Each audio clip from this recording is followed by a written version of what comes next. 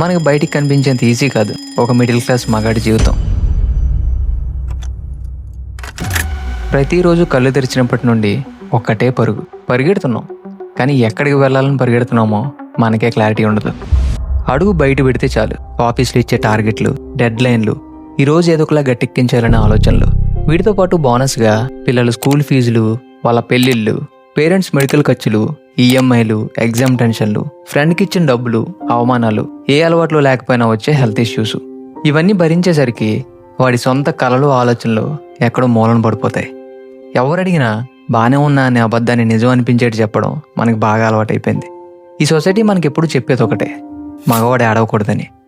అంటే లోపల ఎంత స్ట్రెస్ ఉన్నా, ఎంత డిప్రెషన్ ఉన్నా, ఎన్ని భయాలున్నా బయటికి మాత్రం ఫేస్ మీద ఒక ఫేక్ స్మైల్ వేసుకుని తిరగాలి.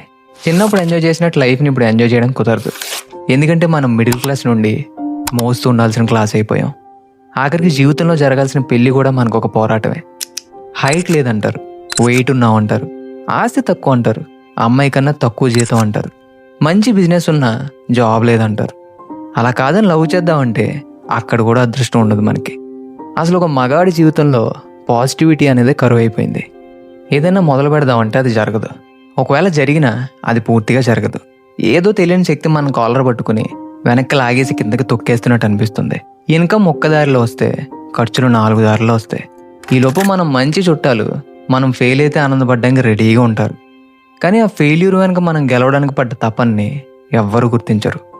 ఒకప్పుడు రాజులు అప్పుడప్పుడు మాత్రమే యుద్ధాలు చేసేవాళ్ళు. కానీ మనకు మాత్రం ఈ రోజుల్లో ప్రతిదీ ఒక యుద్ధమే.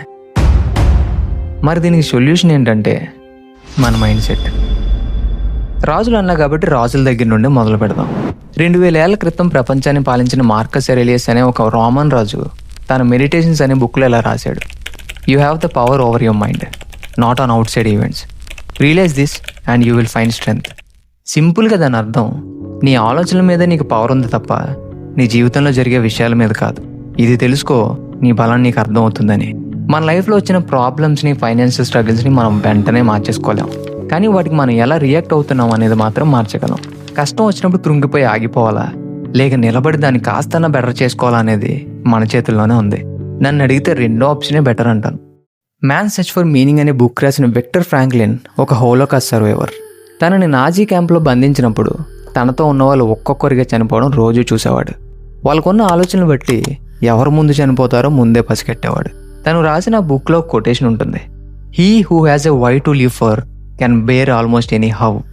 అంటే అర్థం, బ్రతకడానికి ఒక బలమైన రీజన్ ఉన్నవాడు ఎలా అనే ప్రశ్నకి ఏదో ఒకలా సమాధానం వెతుకుతాడు. మనం చేయాల్సింది ఆ రీజన్ ఏంటో కనిపెట్టడం. అది ఒక ప్యాషన్ అయి ఉండొచ్చు, ఒక జాబ్ అయి ఉండొచ్చు, ఒక బిజినెస్ అయి ఉండొచ్చు, లేదా నీ భార్య, పిల్లలు, పేరెంట్స్ అయి ఉండొచ్చు. అదేంటనేది నువ్వు వెతికితే తప్ప నీకు దొరకదు. ఇదంతా చెప్తుంటే రోమన్ ఫిలాసఫీలోని నా ఫేవరెట్ లైన్ గుర్తొస్తుంది: we suffer more often in imagination than in reality.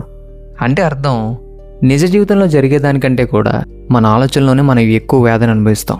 రేపేమవుతుందో, ఈ ఈఎంఐలు ఎలా కట్టాలో, జాబ్ పోతుందేమో, ఈ ఎగ్జామ్ ఫెయిల్ అయిపోతానేమో అని జరగని దాని గురించి ఎక్కువ ఊహించుకుని ముందే ఆ యాతన పడతాం. కానీ నిజానికి మనం చేయాల్సింది ప్రయత్నం మాత్రమే. లాస్ట్గా నేను చెప్పాలనుకుంటుంది ఏంటంటే బ్రదర్, లైఫ్ అనేది ఒక పూలదారి కాదు, ఇది ఒక యుద్ధ భూమి. అలసిపోతావు, చిరాకు వస్తుంది, గివప్ ఇచ్చేయాలనిపిస్తుంది, కానీ ఆగిపోకు.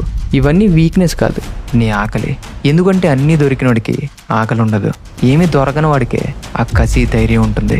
అదే మనల్ని పవర్ఫుల్గా, ఇంకా డేంజరస్గా మారుస్తుంది. ఎప్పుడైనా సరే దేన్నైనా దాటగలనే హోప్తో ఉండు. బాధను తట్టుకునే కెపాసిటీ ఉన్నోడికే సక్సెస్ని హ్యాండిల్ చేసే సత్తా ఉంటుంది. అందుకే ఈసారి నుండి నా వల్ల కాదనుకోకుండా నా వల్ల ఎందుకు కాదనుకుందాం. మా నాన్న ఇప్పుడు ఒక మాట అంటుంటాడు: దేనికైనా సరే టైం పడుతుంది, కంగారు పడకు, వెయిట్ చేయి. నేను కూడా మీకు అదే చెప్తా. మళ్ళీ కలుద్దాం.